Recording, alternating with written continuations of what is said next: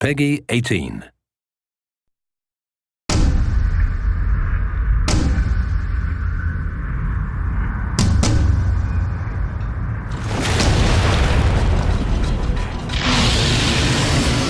think one of the biggest challenges in any new fiction is that it's a blank slate. You can do anything. At first that sounds cool, like, hey, you can do anything, but then you realize, wow, I can do anything.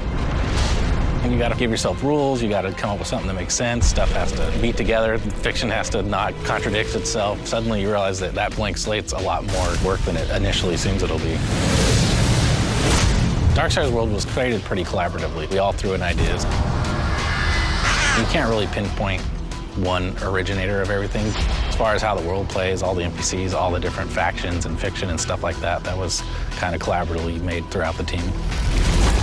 The story of Darksiders is pretty deep, and we haven't actually fully revealed why the apocalypse happened. In a nutshell, you learned that there are forces between heaven and hell that are vying for control of Earth and certain other resources that lie somewhere between the two realms. And the Horsemen are caught up in the middle because they are ultimately the ones who are responsible for beginning and ending worlds. In the first Darksiders, one of the Horsemen, War, gets framed for destroying Earth. There's a conspiracy between heaven and hell.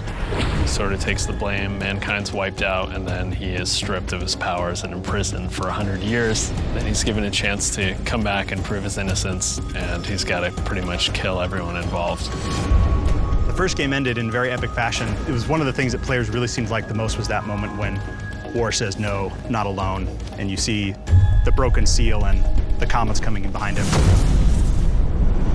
Darksiders 2 takes place pretty much in parallel to the first game. In the time that War is imprisoned by the Council, it kind of happens in that 100 years. The deaths kind of on challenge kind of kicks off in that sort of time. Because there's such a conspiracy and we don't know who all the players are, Death doesn't have any chance of proving his brother's innocence. He knows it'll just be covered up, so he just decides to undo the crime. I think the thing that Death finds through this whole trip is redemption. I mean, he's carrying a big weight on his shoulders all the way through the game, and, you know, it's kind of revealed to the player what sort of weight that he's actually carrying with him, both physically and mentally.